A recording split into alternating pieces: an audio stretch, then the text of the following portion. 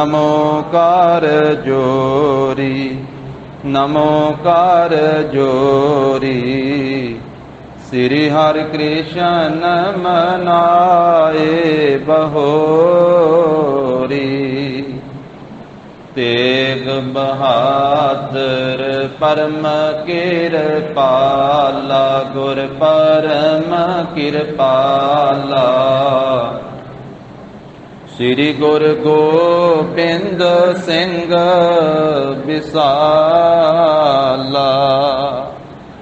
धरों धरा पार पुन पुन सीसा जी पुन पुन सीसा।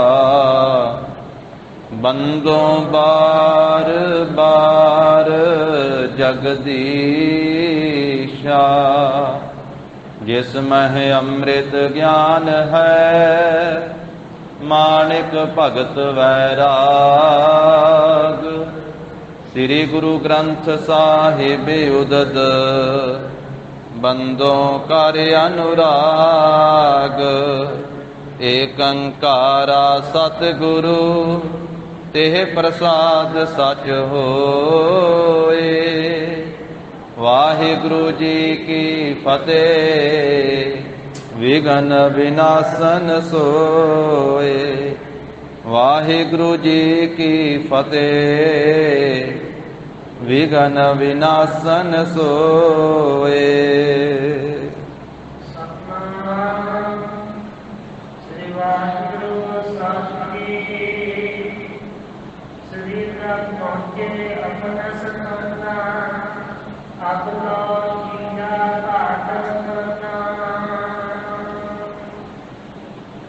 वाहिगुरु जी का खालसा वाहिगुरु जी की फतेह।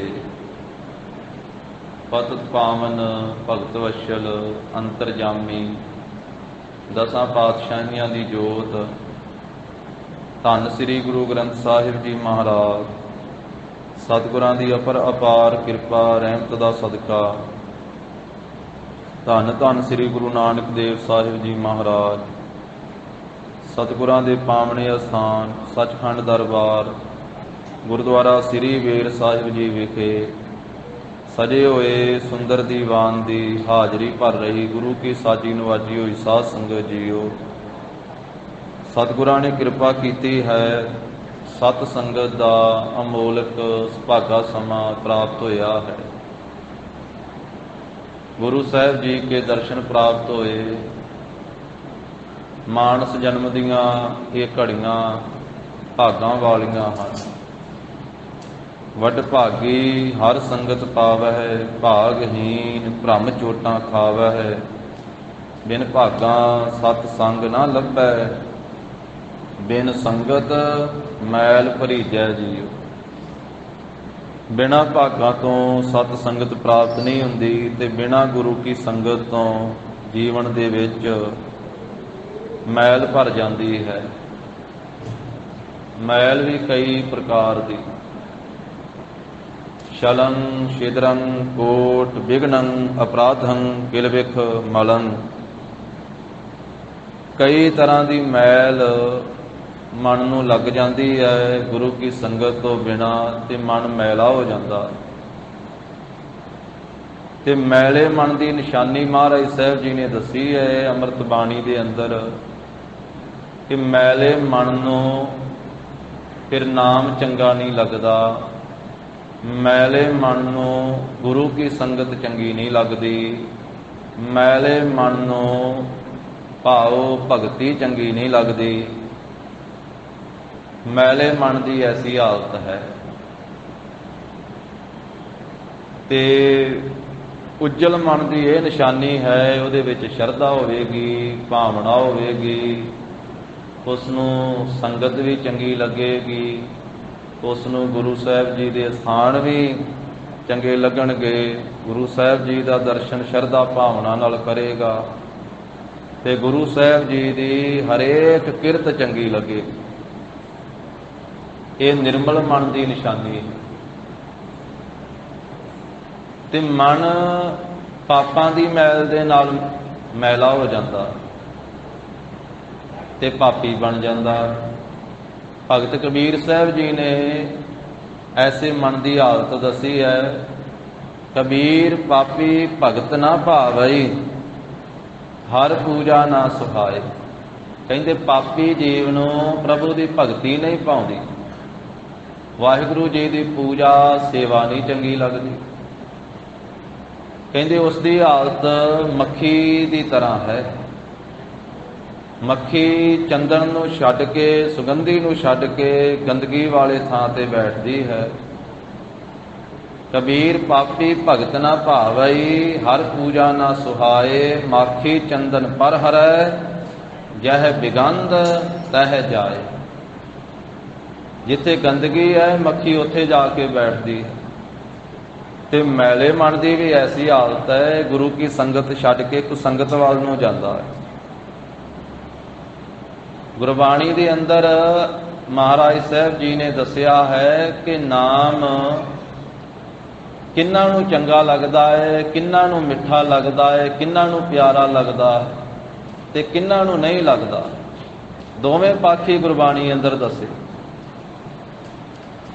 ਇੱਕ ਤਾਂ ਉਹਨਾਂ ਗੁਰਮੁਖਾਂ ਦੀ ਅਵਸਥਾ ਦੱਸੀ ਹੈ ਜਿਹੜੇ ਨਾਮ ਤੋਂ ਬਿਨਾਂ, ਜੇ ਨਾਮ ਭੁੱਲਦਾ ਹੈ ਤੇ ਮੌਤ ਹੁੰਦੀ ਹੈ।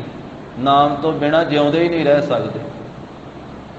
ਗੁਰੂ ਕੇ ਦਰਸ਼ਨ ਤੋਂ ਬਿਨਾਂ ਉਹ ਕਹਿੰਦੇ ਵੀ ਜੀਵਨ ਕਾਹਦਾ ਹੈ।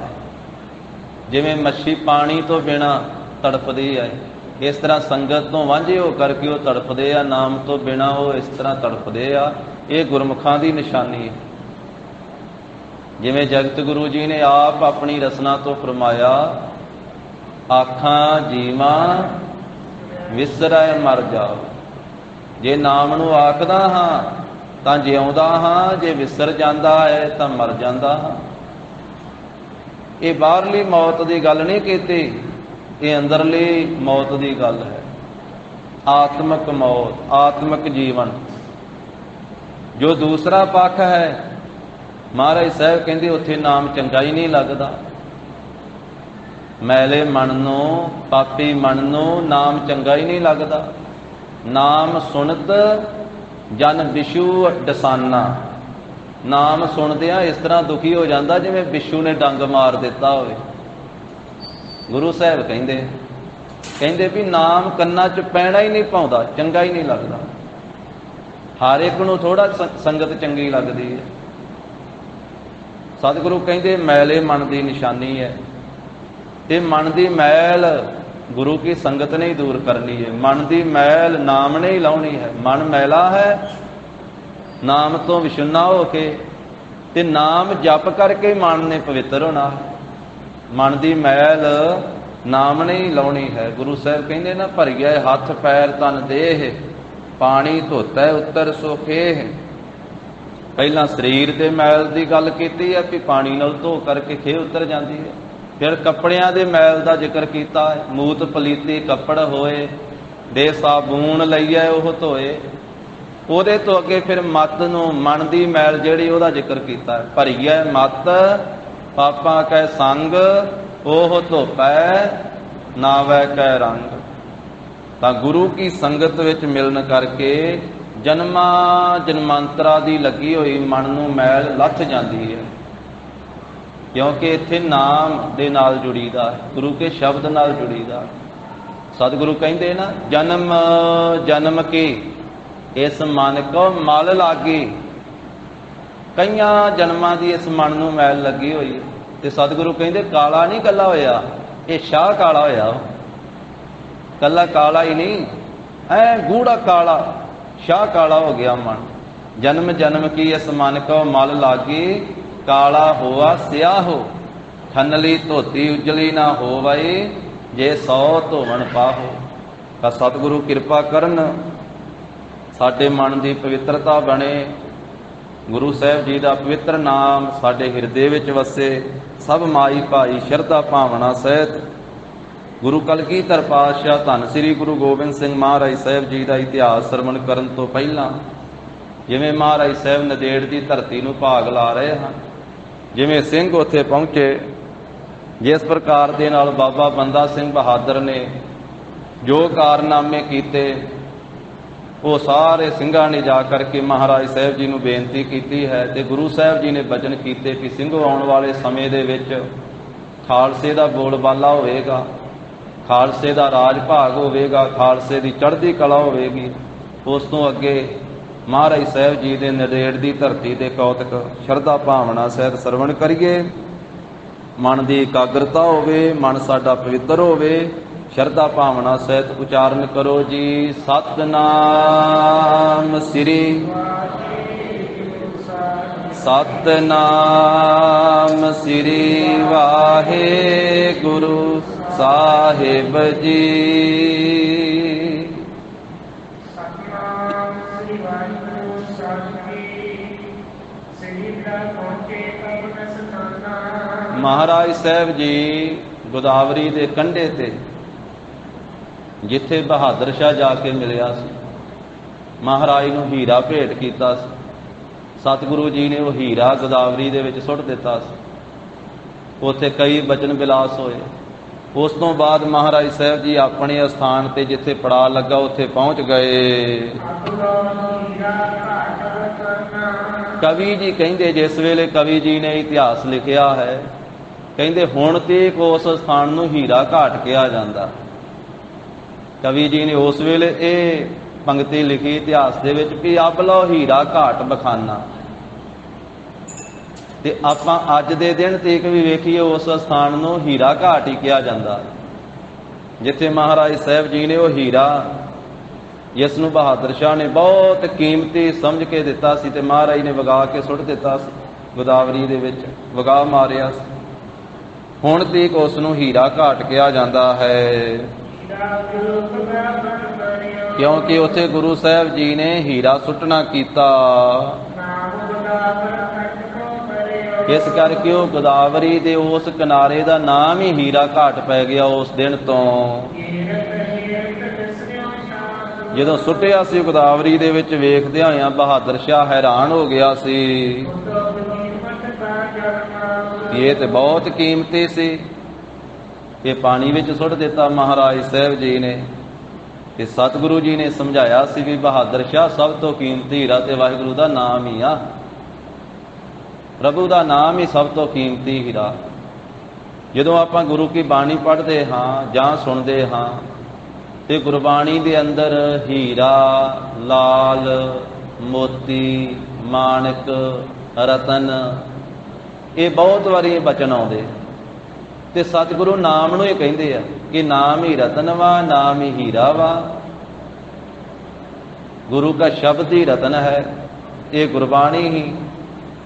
ਜਿਵੇਂ ਪੰਜਵੇਂ ਪਾਤਸ਼ਾਹ ਜੀ ਨੇ ਜਦੋਂ ਪਾਵਨ ਪੋਥੀਆਂ ਸਾਹਿਬ ਸ੍ਰੀ ਗੋਇੰਦਵਾਲ ਸਾਹਿਬ ਤੋਂ ਪਾਲਕੀ ਸਾਹਿਬ ਦੇ ਵਿੱਚ ਸੁਸ਼ੋਭਿਤ ਕਰਕੇ ਨੰਗੇ ਚਰਨੀ ਖੱਬੇ ਪਾਸੇ ਹੋ ਕੇ ਪਾਲਕੀ ਸਾਹਿਬ ਦੇ ਆਪ ਚੌਰ ਕਰਦਿਆਂ ਸ੍ਰੀ ਗੋਇੰਦਵਾਲ ਸਾਹਿਬ ਤੋਂ ਸ੍ਰੀ ਖਡੂਰ ਸਾਹਿਬ ਪਹੁੰਚੇ। ਸ੍ਰੀ ਖਡੂਰ ਸਾਹਿਬ ਰਾਤ ਰਹਿ ਕੇ ਫਿਰ ਸ੍ਰੀ ਅੰਮ੍ਰਿਤਸਰ ਸਾਹਿਬ ਪਹੁੰਚੇ ਸਨ, ਜਿੱਥੇ ਦੁੱਖ ਭੰਜਣੀ ਬੇਰੀ ਸਾਹਿਬ ਹੈ, ਉਹਦੇ ਨਾਲ ਹੀ ਥੜਾ ਹੈ ਜਿਸ ਨੂੰ 68 ਘਾਟ ਕਿਹਾ ਜਾਂਦਾ ਹੈ। ਉਸ ਥੜੇ ਉੱਤੇ ਪਾਲਕੀ ਸਾਹਿਬ ਸੁਸ਼ੋਭਿਤ ਕੀਤੀ ਸੀ। ਬਾਬਾ ਬੁੱਢਾ ਸਾਹਿਬ ਤੇ ਭਾਈ ਗੁਰਦਾਸ ਸਾਹਿਬ ਜੀ ਨੂੰ ਆਖਿਆ ਸੀ ਸਾਰੀ ਰਾਤ ਨਿਰੰਤਰ ਚੌਰ ਸਾਹਿਬ ਕਰਨਾ ਹੈ ਤੇ ਗੁਰਬਾਣੀ ਦਾ ਕੀਰਤਨ ਕਰਨਾ ਹੈ। ਉੱਥੇ ਹੀ ਬਚਨ ਉਚਾਰਿਆ ਸੀ, ਪੋਥੀ ਪਰਮੇਸ਼ਰ ਕਾ ਥਾਨ। ਫਿਰ ਉੱਥੇ ਹੀ ਜਦੋਂ ਪਾਵਨ ਪੋਥੀਆਂ ਸਾਹਿਬ ਪ੍ਰਕਾਸ਼ ਕਰਕੇ ਦਰਸ਼ਨ ਕੀਤੇ ਸੀ ਤੇ ਮਹਾਰਾਜ ਸਾਹਿਬ ਨੇ ਫਿਰ ਗੌੜੀ ਰਾਗ ਦਾ ਸ਼ਬਦ ਉਚਾਰਿਆ ਸੀ ਪੰਚਮ ਪਾਤਸ਼ਾਹ ਜੀ ਨੇ, ਤੇ ਬਚਨ ਕੀਤਾ ਸੀ ਗੁਰਸਿੱਖਾਂ ਦੇ ਨਾਲ ਕਿ ਗੁਰਸਿੱਖੋ ਸਾਨੂੰ ਖਜ਼ਾਨਾ ਮਿਲ ਗਿਆ, ਖਜ਼ਾਨਾ ਪਿਤਾ ਦਾ, ਦਾਦੇ ਦਾ ਖਜ਼ਾਨਾ ਲੱਭ ਪਿਆ ਸਾਨੂੰ। ਖਜ਼ਾਨਾ ਕਿਹੜਾ? ਗੁਰੂ ਕੀ ਬਾਣੀ, ਧੁਰ ਕੀ ਬਾਣੀ। ਤੇ ਖਜ਼ਾਨੇ ਦੇ ਵਿੱਚ ਤੇ ਮਹਾਰਾਜ ਹੀਰੇ, ਲਾਲ, ਰਤਨ ਹੁੰਦੇ ਆ। ਸਤਿਗੁਰੂ ਕਹਿੰਦੇ ਗੁਰਬਾਣੀ ਦਾ ਇੱਕ ਇੱਕ ਸ਼ਬਦ ਇਹ ਕੀਮਤੀ ਰਤਨ ਹੈ, ਇਹ ਹੀਰੇ, ਇਹ ਲਾਲ। ਉਦੋਂ ਬਚਨ ਉਚਾਰਿਆ ਸੀ, ਹਮ ਤਨਵੰਤ ਭਾਗਟ ਸਚ ਨਾਏ, ਹਰ ਗੁਣ ਗਾਵਹਿ ਸਹਿਜ ਸੁਭਾਏ। ਪੀਊ ਦਾਦੇ ਕਾ ਖੋਲ ਡਿਠਾ ਖਜ਼ਾਨਾ, ਤਾ ਮੇਰੇ ਮਨ ਭਇਆ ਨਿਧਾਨਾ। ਰਤਨ ਲਾਲ ਜਾ ਕਾ ਕਛੂ ਨਾ ਮੋਲ। ਇਹ ਗੁਰੂ ਕੇ ਸ਼ਬਦ ਐਸੇ ਰਤਨ ਐਸੇ ਲਾਲ ਵਾ, ਦੁਨੀਆ ਦੇ ਰਤਨਾਂ ਤੇ ਲਾਲਾਂ ਦੇ ਤੇ ਕੋਈ ਕੀਮਤ ਫਿਰ ਵੀ ਪੈ ਜਾਂਦੀ ਹੈ ਨਾ। ਪਰ ਇਹਨਾਂ ਹੀਰਿਆਂ ਲਾਲਾਂ ਦੀ ਕੋਈ ਕੀਮਤ ਹੀ ਨਹੀਂ ਪਾ ਸਕਦਾ, ਇੰਨੇ ਅਮੋਲਕ ਹੈ। ਰਤਨ ਲਾਲ ਜਾ ਕਾ ਕਛੂ ਨਾ ਮੋਲ, ਭਰੇ ਭੰਡਾਰ ਅਖੂਟ ਅਤੋਲ, ਖਾਵਹਿ ਖਰਚਹਿ ਰਲ ਮਿਲ ਭਾਈ, ਤੋਟ ਨਾ ਆਵੇ ਵੱਧ ਦੋ ਜਾਈ। ਇਹ ਐਸਾ ਖਜ਼ਾਨਾ ਹੈ ਜਿਹਨੂੰ ਖਾਧਿਆਂ ਖਰਚਿਆਂ ਵੰਡਿਆਂ ਵਰਤਿਆਂ ਇਹਨੇ ਮੁੱਕਣਾ ਹੀ ਨਹੀਂ ਕਦੀ, ਸਗੋਂ ਵੱਧਦਾ ਜਾਣਾ। ਜਿਸ ਦਿਨ ਸ਼ਬਦ ਉਚਾਰਿਆ ਸੀ, ਇਹ ਬਚਨ ਕਹੇ ਸੀ ਵੀ ਇਹ ਵੱਧਦਾ ਜਾਵੇਗਾ, ਤੇ ਉਸ ਦੇ ਦਿਨ ਤੋਂ ਲੈ ਕੇ ਅੱਜ ਦੇ ਦਿਨ ਤੱਕ ਵੱਧਦਾ ਹੀ ਜਾ ਰਿਹਾ ਹੈ ਖਜ਼ਾਨਾ ਮਹਾਰਾਜ ਦਾ। ਤੇ ਰਹਿੰਦੀ ਦੁਨੀਆ ਤੀਕ ਇਹਨੇ ਵੱਧਦਾ ਹੀ ਜਾਣਾ ਵਾ, ਇਹ ਘਟਣ ਵਾਲਾ ਤੇ ਹੈ ਹੀ ਨਹੀਂਗਾ। ਖਾਵਹਿ ਖਰਚਹਿ ਰਲ ਮਿਲ ਭਾਈ, ਤੋਟ ਨਾ ਆਵੇ ਵੱਧ ਦੋ ਜਾਈ। ਕਹੋ ਨਾਨਕ ਜਿਸ ਮਸਤਕ ਲੇਖ ਲਿਖਾਏ, ਸੋ ਏਤ ਖਜ਼ਾਨੇ ਲਿਆ ਰਲਾਏ। ਜਿਹਦੇ ਮੱਥੇ ਦੇ ਉੱਤੇ ਲੇਖ ਵਾਹਿਗੁਰੂ ਨੇ ਚੰਗੇ ਲਿਖ ਦਿੱਤੇ, ਉਹਨੂੰ ਇਸ ਖਜ਼ਾਨੇ ਦਾ ਸਾਂਝੀਵਾਲ ਬਣਾ ਲਿਆ ਜਾਂਦਾ ਕਿ ਆ ਜਾ ਭਾਈ ਤੂੰ ਵੀ ਹਿੱਸੇਦਾਰੀ ਪਾਲਾ ਇਸ ਖਜ਼ਾਨੇ ਵਿੱਚ। ਆ ਜਾ ਗੁਰਮੁਖਾ ਤੂੰ ਵੀ ਸੰਗਤ ਵਿੱਚ ਬਹਿ ਜਾ ਤੇ ਗੁਰੂ ਕੀ ਬਾਣੀ ਪੜ੍ਹ ਤੇ ਗੁਰੂ ਕੀ ਬਾਣੀ ਸੁਣ, ਤੂੰ ਵੀ ਸਾਂਝੀਵਾਲ ਬਣ ਜਾ ਇਸ ਖਜ਼ਾਨੇ ਦਾ, ਤੈਨੂੰ ਵੀ ਇਹ ਖਜ਼ਾਨਾ ਪ੍ਰਾਪਤ ਹੋ ਜਾਵੇ। ਮਹਾਰਾਜ ਨੇ ਸਮਝਾਇਆ ਸੀ, ਬਹਾਦਰ ਸ਼ਾਹ ਅਸਲੀ ਹੀਰਾ ਅਸਲੀ ਲਾਲ ਇਹ ਤਾਂ ਨਾਮ ਹੈ, ਗੁਰੂ ਦਾ ਸ਼ਬਦ ਹੈ, ਉਹਦੇ ਨਾਲ ਜੁੜਨਾ ਚਾਹੀਦਾ ਹੈ। ਇਧਰ ਕਹਿੰਦੇ ਪ੍ਰਸੰਗ ਇਸ ਰੀਤੀ ਦੇ ਨਾਲ ਹੋਇਆ। ਹੁਣ ਹੋਰ ਗੁਰੂ ਕੀ ਕਥਾ ਜੋ ਹੈ ਉਹ ਸ਼ਰਧਾ ਧਾਰਨ ਕਰਕੇ, ਪ੍ਰੀਤ ਧਾਰਨ ਕਰਕੇ ਸਰੋਤਾ ਜਨੋ ਸੁਣੋ। ਬਹਾਦਰ ਸ਼ਾਹ ਦਾ ਡੇਰਾ ਵੀ ਨੇੜੇ ਹੀ ਉੱਥੇ ਹੈ, ਜਿਹਦੇ ਨਾਲ ਹੋਰ ਵੀ ਹਜ਼ਾਰਾਂ ਰਾਜੇ ਆਏ ਹੋਏ ਆ ਬਹਾਦਰ ਸ਼ਾਹ ਬਾਦਸ਼ਾਹ ਦੇ ਨਾਲ। ਧੰਨ ਸ੍ਰੀ ਗੁਰੂ ਗੋਬਿੰਦ ਸਿੰਘ ਮਹਾਰਾਜ ਜੀ ਬਹੁਤ ਵਾਰੀ ਸ਼ਿਕਾਰ ਖੇਡਣ ਵਾਸਤੇ ਚੜ੍ਹਦੇ, ਸਿੰਘਾਂ ਨੂੰ ਨਾਲ ਲੈ ਕੇ ਖਾਲਸੇ ਨੂੰ ਗੋਦਾਵਰੀ ਦੇ ਕੰਢੇ ਕੰਢੇ। ਮਹਾਰਾਜ ਸਾਹਿਬ ਜੀ ਮੌਜ ਦੇ ਮਾਲਕ, ਕਦੀ ਕਿਸੇ ਪਾਸੇ ਸ਼ਿਕਾਰ ਖੇਡਣ ਵਾਸਤੇ ਜਾਂਦੇ, ਕਦੀ ਕਿਸੇ ਪਾਸੇ, ਜੀਵਾਂ ਦੀ ਕਲਿਆਣ ਕਰਦੇ ਹਨ। ਤੇ ਗੋਦਾਵਰੀ ਨਦੀ ਦੇ ਪਾਰ ਵੀ ਚਲੇ ਜਾਂਦੇ ਕਈ ਵਾਰੀ। ਤੋ ਜਿਸ ਥਾਂ ਦੇ ਉੱਤੇ ਗੁਰੂ ਸਾਹਿਬ ਜੀ ਸ਼ਿਕਾਰ ਖੇਡਿਆ ਕਰਦੇ ਸੀ ਨਾ, ਉਸ ਫਿਰ ਜਗ੍ਹਾ ਦਾ ਨਾਮ ਕਹਿੰਦੇ ਸ਼ਿਕਾਰ ਘਾਟ ਤਹਿ ਭਇਓ। ਸ਼ਿਕਾਰ ਘਾਟ ਹੋ ਗਿਆ ਉਸ ਜਗ੍ਹਾ ਦਾ ਨਾਮ। ਇੱਕ ਦਿਨ ਮਹਾਰਾਜ ਸਾਹਿਬ ਸ਼ਿਕਾਰ ਖੇਲਣ ਵਾਸਤੇ ਗਏ ਤੇ ਗੁਰੂ ਸਾਹਿਬ ਜੀ ਦੇ ਅੱਗੇ ਸਹਿਆ ਨਿਕਲ ਆਇਆ, ਸਹਿਆ। ਤੇ ਮਹਾਰਾਜ ਸਾਹਿਬ ਜੀ ਨੇ, ਗਰੀਬ ਨਵਾਜ ਸਾਹਿਬ ਜੀ ਨੇ ਆਪਣਾ ਤੀਰ ਚਲਾਇਆ ਤੇ ਤੀਰ ਦੇ ਨਾਲ ਉਹਦੇ ਕਲਿਆਣ ਕਰ ਦਿੱਤੀ, ਸ਼ਿਕਾਰ ਖੇਡ ਦਿੱਤਾ। ਸਿੰਘਾਂ ਨੇ ਆਖਿਆ ਮਹਾਰਾਜ ਆ ਛੋਟੇ ਜਿਹੇ ਸਹਿ ਦੇ ਉੱਤੇ ਆਪ ਜੀ ਨੇ ਤੀਰ ਚਲਾ ਦਿੱਤਾ, ਸਾਨੂੰ ਆਗਿਆ ਕਰਦੇ, ਇਹਨੂੰ ਉਲਝੀ ਫੜ ਲੈਂਦੇ। ਮਹਾਰਾਜ ਕਹਿੰਦੇ ਇਹ ਵੀ ਸਿੱਖ ਆ ਸਾਡਾ, ਇਹ ਪਹਿਲੇ ਜਾਮੇ ਦਾ ਸਿੱਖ ਆ, ਭਾਈ ਮੂਲਾ ਖੱਤਰੀ, ਇਹ ਮੂਲਾ ਵਾ। ਪਹਿਲੇ ਸਰੂਪ ਦੇ ਵਿੱਚ ਸਾਡੇ ਨਾਲ ਵੀ ਕੁਝ ਸਮਾਂ ਵਿਚਰਿਆ ਸੀ। ਇਹ ਮੂਲਾ ਸਿਆਲਕੋਟ ਵਾਲਾ ਮੂਲਾ। ਔਰ ਜਿਸ ਵੇਲੇ ਇਹ ਭਾਈ ਮੂਲੇ ਨੇ ਧੰਨ ਸ੍ਰੀ ਗੁਰੂ ਨਾਨਕ ਦੇਵ ਸਾਹਿਬ ਮਹਾਰਾਜ ਜੀ ਨੂੰ ਇਹ ਵੀ ਇੱਕ ਵਾਰੀ ਲਿਖ ਕੇ ਦਿੱਤਾ ਸੀ, ਇਤਿਹਾਸ ਲੰਮਾ ਹੈ। ਸਿਆਲਕੋਟ ਦੇ ਵਿੱਚ ਇੱਕ ਪੀਰ ਸੀ ਹਮਸਾ ਗੌਸ। ਉਹ ਪੀਰ, ਉਹਨੇ ਬਚਨ ਕੀਤਾ, ਕਿਸੇ ਦੇ ਸੰਬੰਧ ਵਿੱਚ ਬੇਨਤੀ ਕੀਤੀ ਖੁਦਾ ਦੇ ਅੱਗੇ, ਤੇ ਉਹਦੇ ਘਰੇ ਪੁੱਤਰ ਹੋਏ ਤੇ ਉਹਨੇ ਆਖਿਆ ਸੀ ਵੀ ਇੱਕ ਮੈਨੂੰ ਦੇ ਦੀ। ਤੇ ਉਹ ਸ਼ਾਹੂਕਾਰ ਜਿਹਦੇ ਘਰੇ ਪੁੱਤਰ ਹੋਏ ਤੇ ਉਹਨੇ ਹੁਣ ਪੁੱਤਰਾਂ ਦਾ ਮੋਹ, ਉਹਨੇ ਆਖਿਆ ਨਹੀਂ ਮੈਂ ਨਹੀਂ ਦੇ ਸਕਦਾ, ਇੱਕ ਵੀ ਨਹੀਂ ਦੇ ਸਕਦਾ। ਕਹਿੰਦਾ ਮੇਰੇ ਨਾਲ ਵਾਅਦਾ ਕੀਤਾ ਸੀ। ਉਹ ਹਮਜਾ ਗੌਸ ਪੀਰ ਜਿਹੜਾ ਵਾ ਉਹ ਚਲੀਸਾ ਕੱਢਣ ਬਹਿ ਗਿਆ, ਲਿਖਿਆ ਇਤਿਹਾਸ ਵਿੱਚ। ਉਹ ਕਹਿੰਦਾ ਵੀ 40 ਦਿਨ ਮੱਥੇ ਨਹੀਂ ਕਿਸੇ ਦੇ ਲੱਗਣਾ, ਅੰਦਰ ਹੀ ਰਵਾਂਗਾ ਮੱਟ ਦੇ, ਚਲੀਸਾ ਕੱਢਾਂਗਾ, ਸਾਰੇ ਨਗਰ ਨੂੰ ਸੁਆਹ ਕਰ ਦਿਆਂਗਾ। ਉਹ ਬੈਠਾ ਸੀ ਆਪਣੇ ਮੰਤਰ ਪੜ੍ਹਦਾ ਅੰਦਰ। ਧੰਨ ਸ੍ਰੀ ਗੁਰੂ ਨਾਨਕ ਦੇਵ ਸਾਹਿਬ ਮਹਾਰਾਜ ਉੱਥੇ ਪਹੁੰਚੇ ਨਗਰ ਨੂੰ ਬਚਾਉਣ ਵਾਸਤੇ।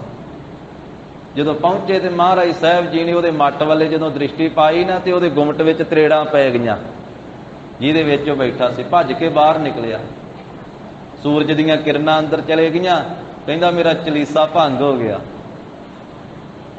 ਗੁਰੂ ਸਾਹਿਬ ਜੀ ਦੇ ਨਾਲ ਆ ਕੇ ਕ੍ਰੋਧ ਨਾਲ ਬੋਲਣ ਲੱਗਾ ਵੀ ਮੈਂ ਤਾਂ ਇਹਨਾਂ ਪਿੰਡ ਵਾਲਿਆਂ ਨੂੰ ਮਾਰਨ ਵਾਸਤੇ ਬੈਠਾ ਸੀ, ਤੁਸੀਂ ਮੇਰਾ ਚਲੀਸਾ ਹੀ ਭੰਗ ਕਰ ਦਿੱਤਾ ਹੈ। ਗੁਰੂ ਸਾਹਿਬ ਕਹਿੰਦੇ ਕਾਹਦੇ ਵਾਸਤੇ ਮਾਰਨ ਲੱਗਾ? ਉਹਨੇ ਸਾਰੀ ਦੱਸੀ ਗੱਲਬਾਤ। ਮਹਾਰਾਜ ਨੇ ਸਮਝਾਇਆ ਵੀ ਪੀਰ ਜੀ ਵੇਖੋ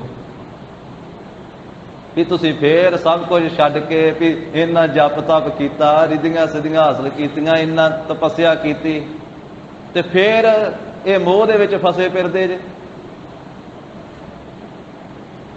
ਵੀ ਜੇ ਕੁਝ ਕਰਨਾ ਸੀ ਤੇ ਫਿਰ ਆਪਦਾ ਵਿਆਹ ਕਰਾਉਂਦੇ ਤੇ ਪੁੱਤਰ ਪੈਦਾ ਕਰ ਲੈਣੋ, ਸੰਤਾਨ ਪੈਦਾ ਕਰ ਲੈਣੋ। ਫਿਰ ਇੰਨਾ ਪਖੰਡ ਕਾਹਦੇ ਲਈ ਕੀਤਾ ਵੀ ਪਹਿਲੋਂ ਤੂੰ ਗ੍ਰਸਥ ਧਾਰਨ ਨਹੀਂ ਕੀਤਾ, ਮੈਂ ਤਿਆਗੀ ਆ, ਵਿਰਾਗੀ ਆ, ਤੇ ਹੁਣ ਦੂਜੇ ਦੇ ਪੁੱਤਰ ਮੰਗੀ ਜਾਂਦਾ। ਇਹਨਾਂ ਚੀਜ਼ਾਂ ਤੋਂ ਛੁੱਟਣਾ ਇੰਨਾ ਸੌਖਾ ਨਹੀਂਗਾ। ਮੋਹ ਤੋਂ ਛੁੱਟਣਾ, ਪੰਜੇ ਹੀ ਵਿਕਾਰ ਬਰਾਬਰ ਹੀ ਆ। ਕਾਮ ਤੋਂ ਛੁੱਟਣਾ, ਕ੍ਰੋਧ ਤੋਂ ਛੁੱਟਣਾ, ਲੋਭ ਤੋਂ, ਮੋਹ ਤੋਂ, ਹੰਕਾਰ ਤੋਂ।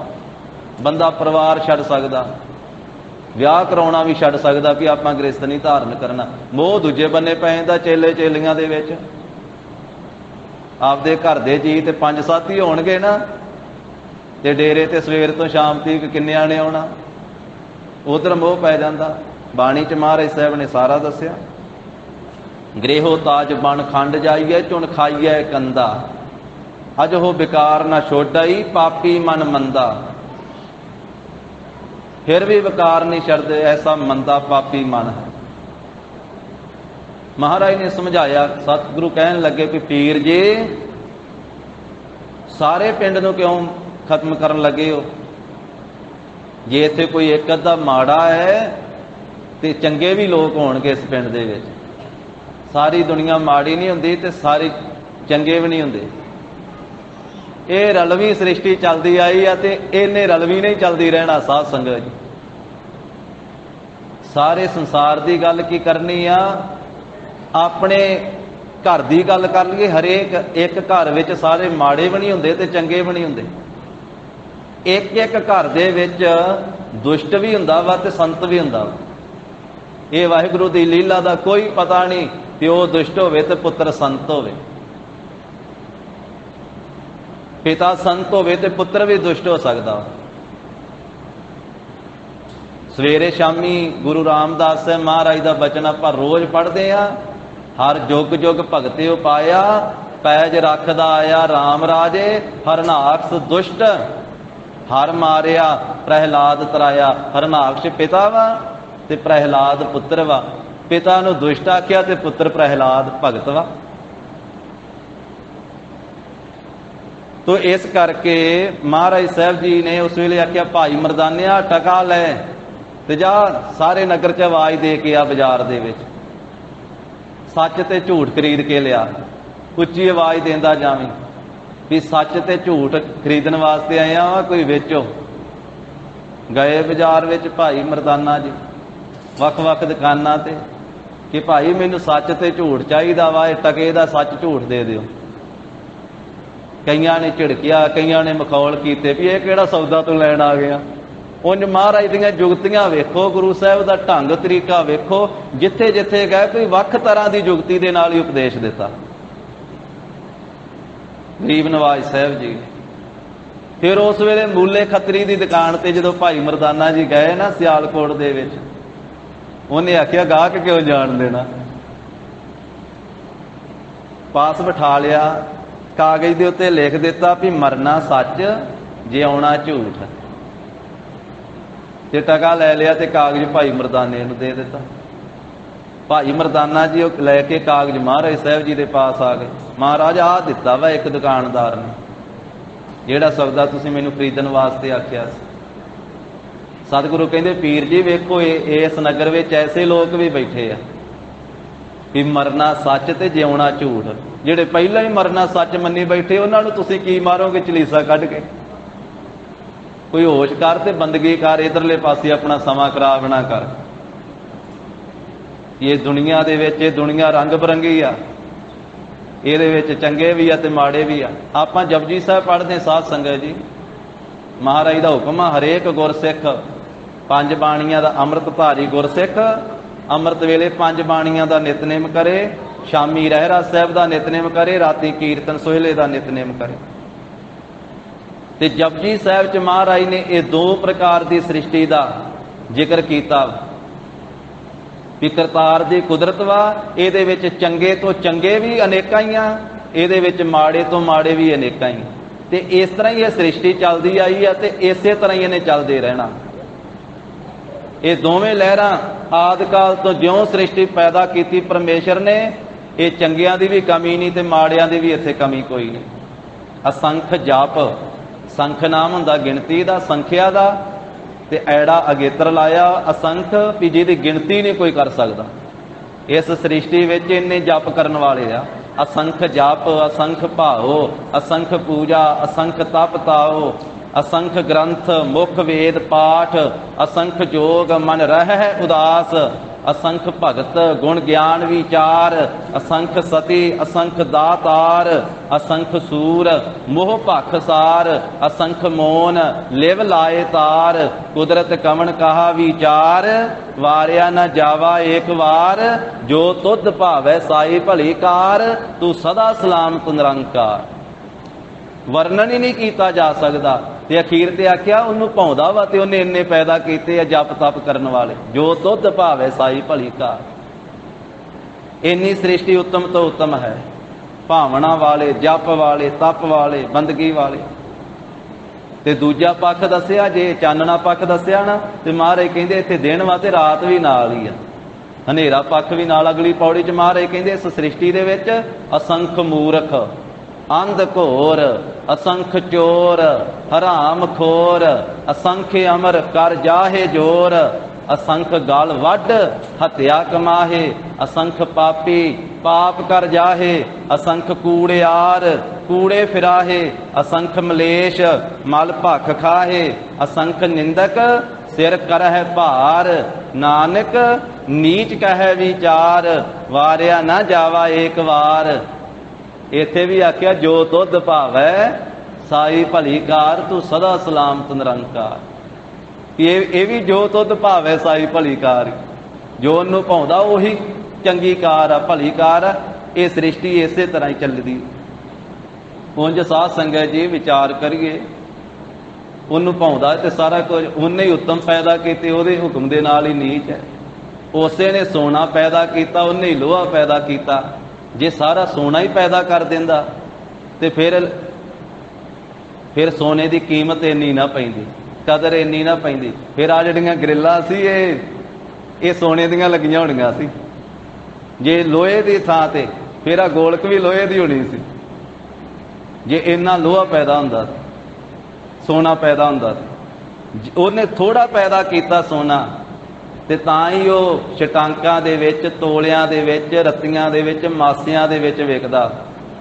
ਨਹੀਂ ਤੇ ਉਹ ਵੀ ਟੰਨਾਂ ਦੇ ਭਾਅ ਹੀ ਵਿਕਣਾ ਸੀ, ਕਬਾੜ ਵਾਲਿਆਂ ਨੇ ਖਰੀਦਿਆ ਨਹੀਂ ਸੀ ਕਰਨਾ। ਤੋ ਇਸ ਕਰਕੇ ਇਹ ਵਾਹਿਗੁਰੂ ਜੀ ਦੀ ਰਚਨਾ ਤੇ ਉਹਨੂੰ ਜੋ ਤੁਧ ਭਾਵੈ ਉਹਦੇ ਭਾਣੇ 'ਚ ਹੀ ਇਹ ਸ੍ਰਿਸ਼ਟੀ ਉੱਤਮ ਵੀ ਹੈ ਤੇ ਨੀਚ ਵੀ। ਤਾਂ ਮਹਾਰਾਜ ਸਾਹਿਬ ਜੀ ਨੇ ਆਖਿਆ ਵੇਖ ਪੀਰ, ਫਿਰ ਪੀਰ ਦਾ ਮਨ ਠੰਡਾ ਹੋਇਆ। ਮਹਾਰਾਜ ਨੇ ਉਪਦੇਸ਼ ਦਿੱਤਾ, ਆਖਿਆ ਬੰਦਗੀ ਕਰ, ਆਪਣਾ ਜੀਵਨ ਪਰਮੇਸ਼ਰ ਦੇ ਨਾਲ ਜੋੜ ਕਰਕੇ ਤੇ ਕਲਿਆਣ ਪ੍ਰਾਪਤ ਕਰ। ਕਿਹੜੇ ਪਾਸੇ ਪਿਆ ਹੋਏ ਆ? ਉਹਨੂੰ ਤੇ ਇੱਕ ਪਾਸੇ ਉਹਨੂੰ ਸ਼ਾਂਤੀ ਦੇ ਦਿੱਤੀ, ਪੀਰ ਨੂੰ, ਨਗਰ ਨੂੰ ਬਚਾਇਆ। ਤੇ ਮਹਾਰਾਜ ਕਹਿੰਦੇ ਮਰਦਾਨਿਆ, ਆ ਜਿਹਨੇ ਮਰਨਾ ਸੱਚ ਤੇ ਜਿਉਣਾ ਝੂਠ ਲਿਖ ਕੇ ਦਿੱਤਾ, ਉਹਦੇ ਨਾਲ ਵੀ ਗੱਲ ਕਰੀਏ। ਉਹਨੂੰ ਵੀ ਬੁਲਾ ਕੇ ਲਿਆ ਵੀ ਲਿਖ ਹੀ ਦਿੱਤਾ ਕਿ ਜਾਣਿਆ ਵੀ ਆ। ਫਿਰ ਭਾਈ ਮਰਦਾਨਾ ਜੀ ਲੈ ਕੇ ਆਏ ਭਾਈ ਮੂਲੇ ਨੂੰ, ਕਹਿਣ ਲੱਗੇ ਵੀ ਆ ਤੂੰ ਭਾਈ ਲਿਖ ਕੇ ਦਿੱਤਾ ਵਾ ਵੀ ਮਰਨਾ ਸੱਚ ਆ, ਜਿਉਣਾ ਝੂਠ ਹੈ, ਇਸ ਗੱਲ ਨੂੰ ਸਮਝਿਆ ਵੀ ਆ? ਕਹਿੰਦਾ ਮਹਾਰਾਜ ਅਸੀਂ ਦੁਕਾਨਦਾਰ ਲੋਕ ਆ, ਸਮਝਿਆ ਨਹੀਂ, ਬਸ ਜਿੰਜ ਗੱਲਾਂ ਬਾਤਾਂ ਕਰੀਦੀਆਂ। ਸਾਰੀ ਦੁਨੀਆ ਕਹਿੰਦੀ ਆ ਵੀ ਮਰਨਾ ਸੱਚ ਆ, ਜਿਉਣਾ ਝੂਠ ਆ, ਸਮਝਦਾ ਕਿਹੜਾ ਇੱਥੇ? ਵੇਖੋ ਕਿੰਨੀ ਦੁਨੀਆ ਇਹ ਗੱਲ ਕਹਿੰਦੀ ਆ, ਪਰ ਫਿਰ ਵੀ ਬੰਦਾ ਜਾਂ ਤੇ ਫਿਰ ਔਗਣ ਛੱਡ ਕਰਕੇ ਇੱਕ ਪਾਸੇ ਹੋ ਜਾਵੇ, ਫਿਰ ਉਹ ਕੁਝ ਕਰੀ ਜਾਂਦਾ, ਪਰ ਕਹਿੰਦਾ ਮੂੰਹ ਤੋਂ ਵੀ ਮਰਨਾ ਸੱਚ ਹੈ, ਜਿਉਣਾ ਝੂਠ ਆ। ਸਤਿਗੁਰੂ ਕਹਿੰਦੇ ਇਸ ਗੱਲ ਨੂੰ ਸਮਝਣਾ ਚਾਹਣਾ? ਹਾਂ ਮਹਾਰਾਜ ਸਮਝਣਾ ਚਾਹਣਾ। ਤੇ ਕਹਿੰਦੇ ਫਿਰ ਚੱਲ ਸਾਡੇ ਨਾਲ। ਫਿਰ ਕੁਝ ਸਮਾਂ ਮਹਾਰਾਜ ਦੇ ਨਾਲ ਉਹਨੇ ਸੰਗਤ ਵੀ ਕੀਤੀ। ਲੰਮਾ ਇਤਿਹਾਸ ਹੈ। ਫਿਰ ਉਸ ਨੂੰ ਮਹਾਰਾਜ ਨੇ ਘਰੇ ਭੇਜ ਦਿੱਤਾ ਸੀ। ਉਹਦੇ ਨਾ ਕਿਸੇ ਈਰਖਾਲੂ ਨੇ, ਜਿਹੜਾ ਉਹਦੇ ਨਾਲ ਲੱਗਦਾ ਸੀ, ਉਹਨੇ ਉਹਦੇ ਘਰ ਵਾਲੀ ਨੂੰ ਜਾ ਕੇ ਕਹਿ ਦਿੱਤਾ ਸੀ ਵੀ ਤੇਰੇ ਘਰ ਵਾਲਾ ਭਾਈ ਮੂਲਾ ਜਿਹੜਾ ਸਾਧੂਆਂ ਨਾਲ ਗਿਆ ਨਾ, ਉਹ ਤਾਂ ਚੜ੍ਹਾਈ ਕਰ ਗਿਆ। ਤੇ ਉਹ ਸਤੀ ਹੋਣ ਵਾਸਤੇ ਤਿਆਰ ਹੋ ਗਈ ਸੀ। ਹੱਥ ਵਿੱਚ ਨਾਰੀਅਲ ਫੜ ਲਿਆ, ਹੱਥ ਸਧੌਰਾ ਲੀਨ। ਪਿਛਲੇ ਸਮੇਂ ਦਾ ਇਹ ਰੀਤੀ ਰਿਵਾਜ ਸੀ, ਜਦੋਂ ਪਤੀ ਚੜ੍ਹਾਈ ਕਰ ਜਾਂਦਾ ਸੀ ਤੇ ਮਾਈਆਂ ਆਪ ਹੀ ਸੜ ਮਰਦੀਆਂ ਸੀ। ਇਹਦੇ ਵਿਰੁੱਧ ਮਹਾਰਾਜ ਸਾਹਿਬ ਨੇ ਪ੍ਰਚਾਰ ਕੀਤਾ। ਧੰਨ ਸ੍ਰੀ ਗੁਰੂ ਅਮਰਦਾਸ ਸਾਹਿਬ ਮਹਾਰਾਜ ਨੇ ਆਖਿਆ ਵੀ ਇਹ ਮਨਮਤ ਹੈ, ਇਸ ਤਰ੍ਹਾਂ ਨਹੀਂ ਹੋਣਾ ਚਾਹੀਦਾ। ਕਈ ਬਦੋ ਬਦੀ ਨਾਲ ਸਾੜ ਦਿੰਦੇ ਸਨ। ਤਾਂ ਇਸ ਖੋਟੀ ਰੀਤੀ ਨੂੰ ਮਹਾਰਾਜ ਸਾਹਿਬ ਜੀ ਨੇ ਰੋਕਿਆ। ਉਹ ਸਤੀ ਹੋਣ ਵਾਸਤੇ ਤਿਆਰ, ਮਹਾਰਾਜ ਦੂਰ ਜੀਵਾਂ ਦੀ ਕਲਿਆਣ ਕਰਦੇ। ਮਹਾਰਾਜ ਮੇਰੇ ਤੋਂ ਜਾਂਦਿਆਂ ਜਾਂਦਿਆਂ ਤੇ ਮੇਰੇ ਘਰ ਵਾਲੀ ਸਾੜੀ ਨਾ ਮਰੇ। ਸਤਿਗੁਰੂ ਕਹਿੰਦੇ ਨਹੀਂ ਮਰਦੀ, ਹੁਣ ਤੈਨੂੰ ਦੱਸ ਦਿੱਤਾ ਨਾ। ਤੇ ਅੱਖਾਂ ਮੀਟ ਤੇ ਕਹੋ ਸਤ ਕਰਤਾਰ,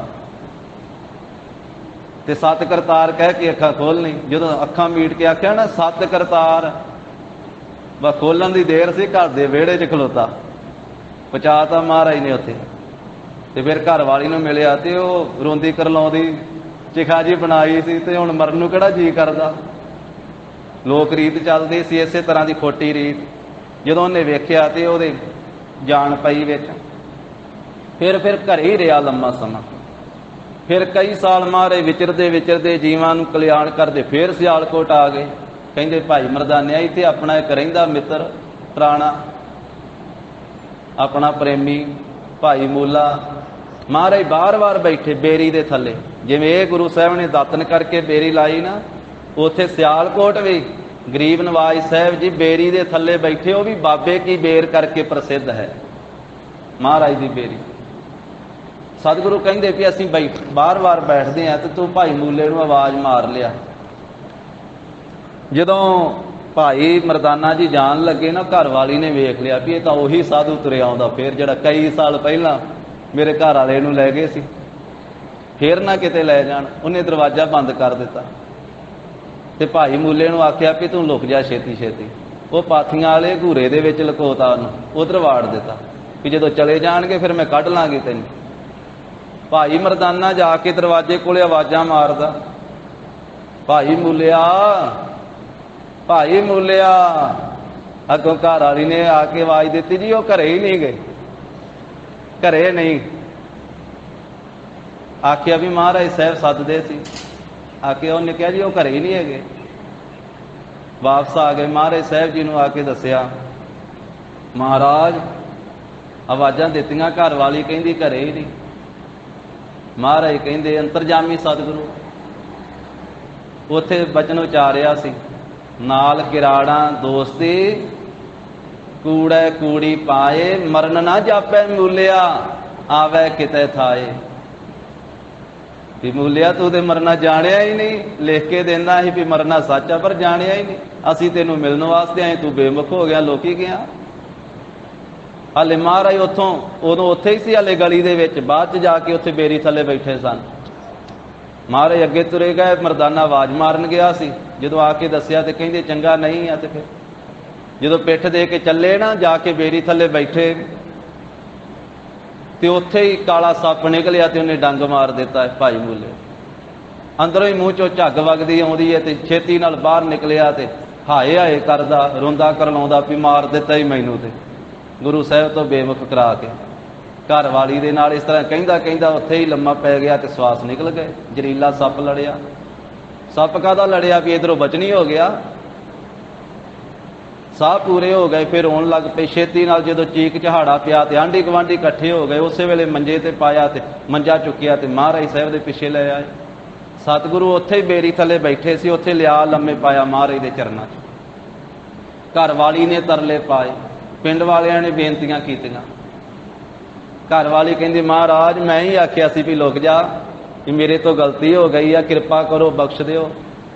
ਸਤਿਗੁਰੂ ਕਹਿੰਦੇ ਹੁਣ ਤਾਂ ਸਵਾਸ ਪੂਰੇ ਹੋ ਗਏ ਆ, ਅਸੀਂ ਤਾਂ ਇਹਨੂੰ ਮਿਲਣ ਵਾਸਤੇ ਆਏ ਸੀ, ਇਹ ਬੇਮੁਖ ਹੋ ਗਿਆ, ਪਰ ਤੁਸੀਂ ਫੇਰ ਇਹਨੂੰ ਸਾਡੇ ਚਰਨਾਂ 'ਚ ਲੈ ਆਏ ਹੋ। ਇਹਨੇ ਪਹਿਲਾਂ ਵੀ ਸਾਡੀ ਸੰਗਤ ਕੀਤੀ ਆ, ਉਹਦਾ ਫਲ ਤਾਂ ਇਹਨੂੰ ਦੇਵਾਂਗੇ। ਹੁਣ ਇਹਨੂੰ ਜੂਨੀਆਂ 'ਚ ਤਾਂ ਜਾਣਾ ਪਵੇਗਾ। ਇਹ ਬੇਮੁਖ ਹੋ ਗਿਆ ਇੱਕ ਵਾਰ, ਇਹਨੂੰ ਜੂਨੀਆਂ ਭੋਗਣੀਆਂ ਪੈਣਗੀਆਂ। ਪਰ ਬਚਨ ਕਰਦੇ ਆ 10ਵੇਂ ਜਾਮੇ ਵਿੱਚ ਇਹਨੂੰ ਜੂਨੀਆਂ ਚੋਂ ਕੱਢਾਂਗੇ, ਇਹਦੀ ਕਲਿਆਣ ਕਰਾਂਗੇ। ਉਦੋਂ ਬਚਨ ਕੀਤਾ ਸੀ। ਫਿਰ ਵੇਖੋ ਮਹਾਰਾਜ ਸਾਹਿਬ ਨੇ ਪਹਿਲੇ ਸਰੂਪ ਤੋਂ 10ਵੇਂ ਸਰੂਪ ਤੀਕ ਕਿੰਨਾ ਸਮਾਂ ਲੱਗਾ। ਉਹਨਾਂ ਚਿਹਰੇ ਮੂਲਾ ਖੱਤਰੀ ਭਟਕਦਾ ਰਿਹਾ, ਕਈਆਂ ਜੂਨੀਆਂ ਦੇ ਵਿੱਚ ਪਿਆ।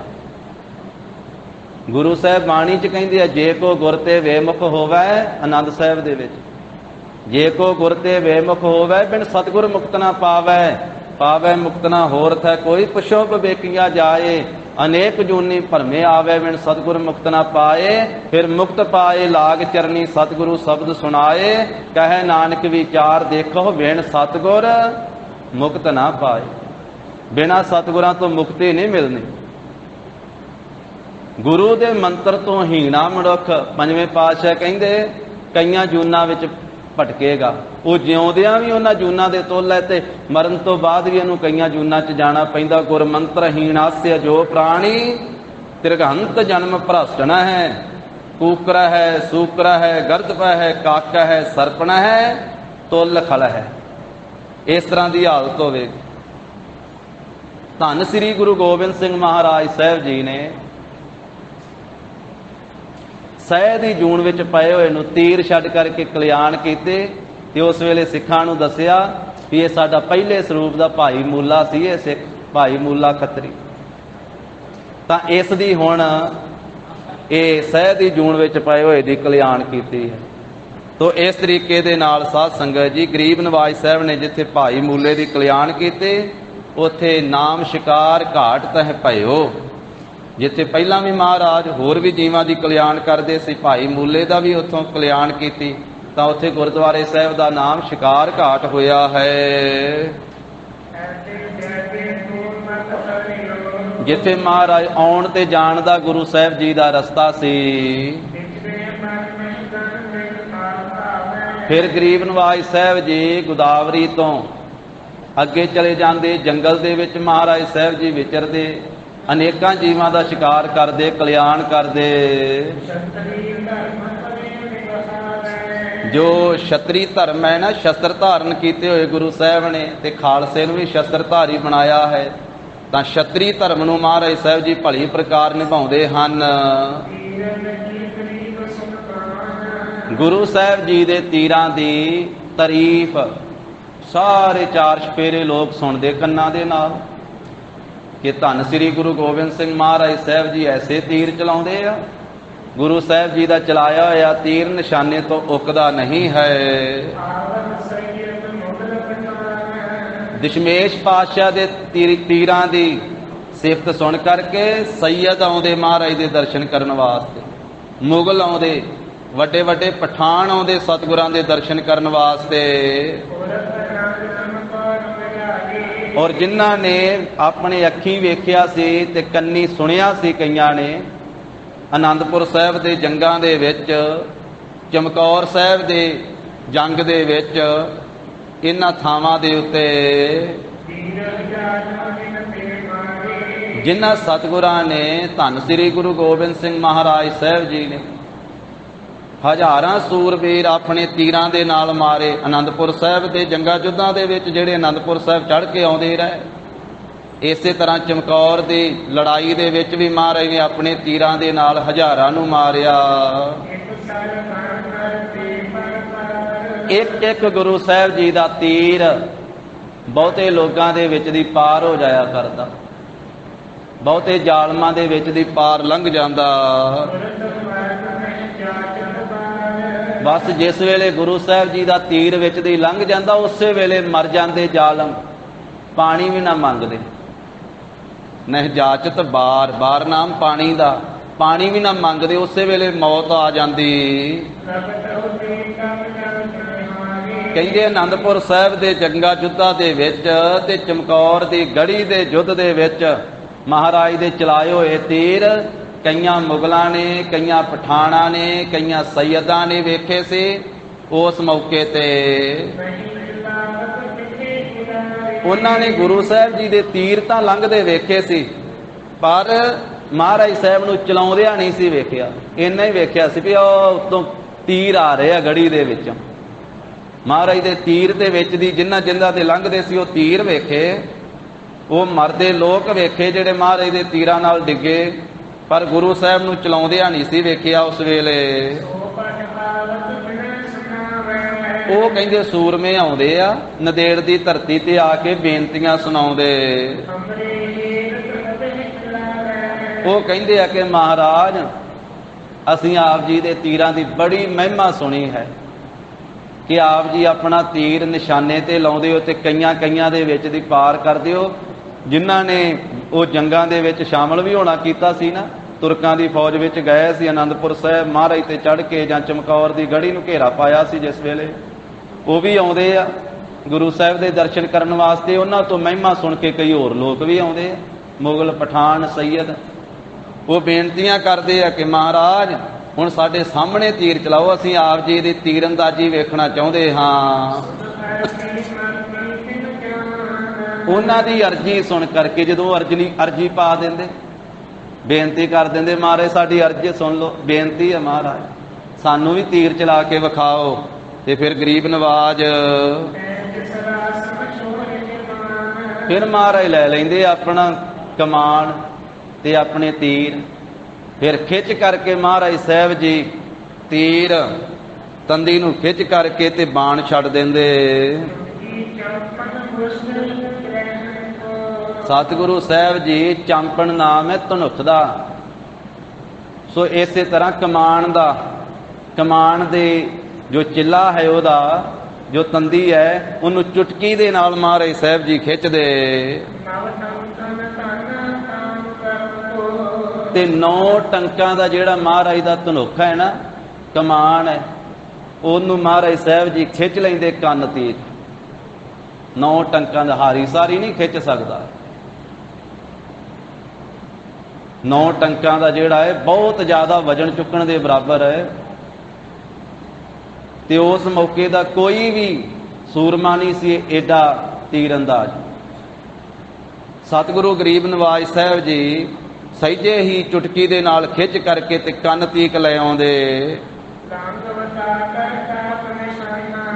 ਲਾਗਵਤਾ ਧਰ ਤਾਕ ਨਿਸ਼ਾਨਾ, ਨਿਸ਼ਾਨੇ ਨੂੰ ਤੱਕ ਕਰਕੇ ਤੇ ਗਰੀਬ ਨਵਾਜ ਸਾਹਿਬ ਜੀ ਬਹੁਤ ਛੇਤੀ ਦੇ ਨਾਲ, ਲਾਗਵਤਾ ਕਹਿੰਦੇ ਕਿ ਛੇਤੀ ਨਾਲ, ਸ਼ੀਘਰਤਾ ਦੇ ਨਾਲ ਮਹਾਰਾਜ ਸਾਹਿਬ ਜੀ ਛੱਡਦੇ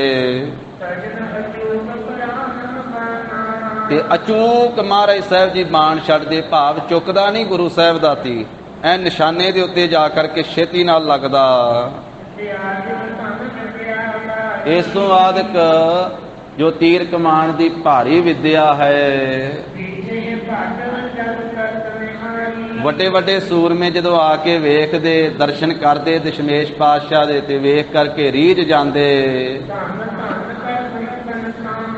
ਸਾਰੇ ਕਹਿੰਦੇ ਧੰਨ ਧੰਨ ਸ੍ਰੀ ਗੁਰੂ ਗੋਬਿੰਦ ਸਿੰਘ ਜੀ ਮਹਾਰਾਜ, ਧੰਨ ਸ੍ਰੀ ਗੁਰੂ ਗੋਬਿੰਦ ਸਿੰਘ ਜੀ ਮਹਾਰਾਜ, ਧੰਨ ਧੰਨ ਸਤਿਗੁਰਾਂ ਨੂੰ ਕਹਿ ਕੇ ਮਹਾਰਾਜ ਦੇ ਚਰਨਾਂ ਤੇ ਬੰਦਨਾ ਕਰਦੇ। ਫਿਰ ਆਪਣੇ ਡੇਰੇ ਚਲੇ ਜਾਂਦੇ, ਹੋਰਨਾਂ ਨੂੰ ਜਾ ਕੇ ਗੁਰੂ ਸਾਹਿਬ ਜੀ ਦੀ ਸਿਫਤ ਕਰਦੇ। ਇਸ ਤਰ੍ਹਾਂ ਗੁਰੂ ਸਾਹਿਬ ਜੀ ਦੀ ਮਹਿਮਾ ਸਾਰੇ ਪਾਸੇ ਫੈਲ ਗਈ, ਸਾਰਿਆਂ ਦੇ ਵਿੱਚ। ਤੇ ਹੋਰ ਵੀ ਵੇਖਣ ਆਉਂਦੇ ਆ ਸੁਣ ਸੁਣ ਕਰਕੇ।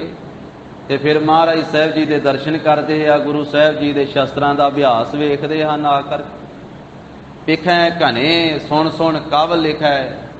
ਤੋ ਇਸ ਤਰ੍ਹਾਂ ਕਹਿੰਦੇ ਬਹੁਤੇ ਆ ਕਰਕੇ ਦਰਸ਼ਨ ਕਰਦੇ ਉਹਨਾਂ ਨੂੰ ਸੁਣ ਸੁਣ ਕੇ। ਕਵੀ ਜੀ ਕਹਿੰਦੇ ਤਾਂ ਮੈਂ ਲਿਖਿਆ ਹੈ।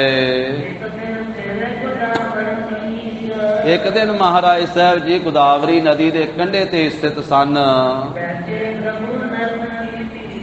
ਬੈਠੇ ਹੋਏ ਆ ਪਰਮੇਸ਼ਰ ਸਰੂਪ ਧੰਨ ਸ੍ਰੀ ਗੁਰੂ ਗੋਬਿੰਦ ਸਿੰਘ ਜੀ ਮਹਾਰਾਜ ਤੇ ਨਾਲ ਖਾਲਸੇ ਦੀ ਭੀੜ ਹੈ, ਪੂਰੀ ਜਥਾ ਹੈ ਸਾਰਾ ਖਾਲਸੇ ਦਾ। ਉਸ ਵੇਲੇ ਇੱਕ ਗੁਰੂ ਕਾ ਪ੍ਰੇਮੀ ਸਿੱਖ ਆਇਆ, ਉਹਨੇ ਮਹਾਰਾਜ ਨੂੰ ਨਗੀਨਾ ਭੇਟ ਕੀਤਾ। ਸਿੱਖ ਨੇ ਜਿਵੇਂ ਬਹਾਦਰ ਸ਼ਾਹ ਨੇ ਹੀਰਾ ਭੇਟ ਕੀਤਾ ਸੀ ਨਾ, ਇਹ ਸਿੱਖ ਨੇ ਆ ਕੇ ਨਗੀਨਾ ਭੇਟ ਕੀਤਾ। ਮਹਾਰਾਜ ਨੇ ਆਪਣੇ ਹੱਥਾਂ ਵਿੱਚ ਲੈ ਕਰਕੇ ਨਗੀਨੇ ਨੂੰ ਚੰਗੀ ਤਰ੍ਹਾਂ ਵੇਖਿਆ ਤੇ ਮਾਲਕ ਸਤਿਗੁਰੂ ਜੀ ਨੇ ਫਿਰ ਚੁੱਕ ਕੇ ਮਾਰਿਆ ਗੋਦਾਵਰੀ ਦੇ ਵਿੱਚ, ਸੁੱਟ ਦਿੱਤਾ ਨਗੀਨਾ ਵੀ ਗੋਦਾਵਰੀ ਦੇ ਵਿੱਚ। ਇਹ ਸਤਿਗੁਰਾਂ ਦੀ ਮਹਿਮਾ ਵਾ ਸਾਧ ਸੰਗਤ ਜੀ, ਗਰੀਬ ਨਵਾਜ ਸਾਹਿਬ ਜੀ। ਕਿਉਂਕਿ ਇਹ ਦੁਨਿਆਵੀ ਮਾਇਆ, ਇਹਨੂੰ ਛੱਡਣਾ, ਇਹਨੂੰ ਸੁੱਟਣਾ ਆਮ ਮਨੁੱਖ ਦੇ ਵੱਸ ਦੀ ਗੱਲ ਤਾਂ ਨਹੀਂ ਗੀ। ਇਹ ਸਤਿਗੁਰਾਂ ਦੀ ਸੋਭਾ। ਮਹਾਰਾਜ ਸਾਹਿਬ ਨੇ ਤਾਂ ਬਚਪਨ ਦੇ ਵਿੱਚ ਵੀ, ਜਦੋਂ ਸ੍ਰੀ ਪਟਨਾ ਸਾਹਿਬ ਮਹਾਰਾਜ ਸਾਹਿਬ ਉੱਥੇ ਜਾਂਦੇ ਸੀ ਨਾ, ਗੰਗਾ ਦੇ ਵਿੱਚ ਤਾਰੀਆਂ ਲਾਉਣ ਵਾਸਤੇ, ਬੇੜੀਆਂ ਦੇ ਉੱਤੇ ਵੀ ਮਹਾਰਾਜ ਚੜ੍ਹ ਕੇ ਤੇ ਬੇੜੀਆਂ ਤੇ ਵੀ ਸੈਰ ਕਰਨੀ ਗੰਗਾ ਦੇ ਵਿੱਚ। ਕਈ ਵਾਰੀ ਤਰਨਾ ਗੰਗਾ ਦੇ ਵਿੱਚ ਜਾ ਕੇ, ਹਾਣੀਆਂ ਦੇ ਨਾਲ ਖੇਡਣਾ। 2 ਕੜੇ ਪਾਏ ਸੀ ਬੜੇ ਕੀਮਤੀ ਮਾਤਾ ਗੁਜਰੀ ਜੀ ਨੇ, ਉਹਨਾਂ ਦੇ ਵਿੱਚ ਵੀ ਹੀਰੇ ਐ ਜੜੇ ਹੋਏ, ਸੋਨੇ ਦੇ ਕੜੇ। ਇੱਕ ਲਾ ਕੇ ਦੇ ਵਿੱਚ ਸੁੱਟ ਆਏ ਮਹਾਰਾਜ ਸਾਹਿਬ ਗੰਗਾ ਦੇ। ਜਦੋਂ ਵਾਪਸ ਆਏ ਤੇ ਮਾਤਾ ਜੀ ਨੇ ਪੁੱਛਿਆ ਵੀ ਲਾਲ ਜੀ ਕੜਾ ਕਿੱਥੇ ਆ, ਕਿੱਥੇ ਸੁੱਟਿਆ ਦੱਸੋ। ਛੋਟੀ ਜੀ ਸਰੀਰ ਕਾਰਬਲਾ ਸੀ। ਕਹਿੰਦੇ ਆ ਜਾਓ ਮਾਤਾ ਜੀ ਦੱਸੀਏ। ਕੰਢੇ ਤੇ ਲੈ ਗਏ। ਉੱਥੇ ਜਾ ਕੇ ਲਾਲ ਜੀ ਦੱਸੋ ਕਿੱਥੇ ਕ ਸੁੱਟਿਆ ਹੈ। ਦੂਜਾ ਵੀ ਲਾ ਕੇ ਨਾ ਵਗਾ ਕੇ ਮਾਰਿਆ, ਮਾਤਾ ਜੀ ਉੱਥੇ ਕ ਸੁੱਟਿਆ ਸੀ। ਦੂਜਾ ਵੀ ਸੁੱਟ ਦਿੱਤਾ। ਇਹ ਮਾਇਆ ਤੋਂ ਉੱਪਰ ਗੱਲਾਂ ਸਤਿਗੁਰਾਂ ਦੀਆਂ। ਇਹ ਮਾਇਆ ਤੇ ਮਹਾਰਾਜ ਸਾਹਿਬ ਦੇ ਚਰਨਾਂ ਦੇ ਵਿੱਚ ਵੇਖੋ ਢੇਰ ਲੱਗਦੇ ਜਾਂਦੇ ਕਿ ਨਹੀਂ।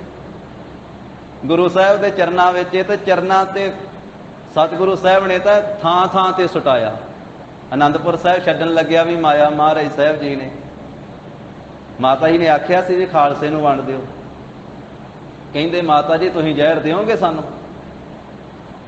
ਕਹਿੰਦੇ ਨਹੀਂ ਪੁੱਤ ਜ਼ਹਿਰ ਕਿਵੇਂ ਮੈਂ ਦੇ ਸਕਦੀ। ਤੇ ਕਹਿੰਦੇ ਫਿਰ ਅਸੀਂ ਕਿਵੇਂ ਇਹ ਜ਼ਹਿਰ ਦੇ ਸਕਦੇ ਖਾਲਸੇ।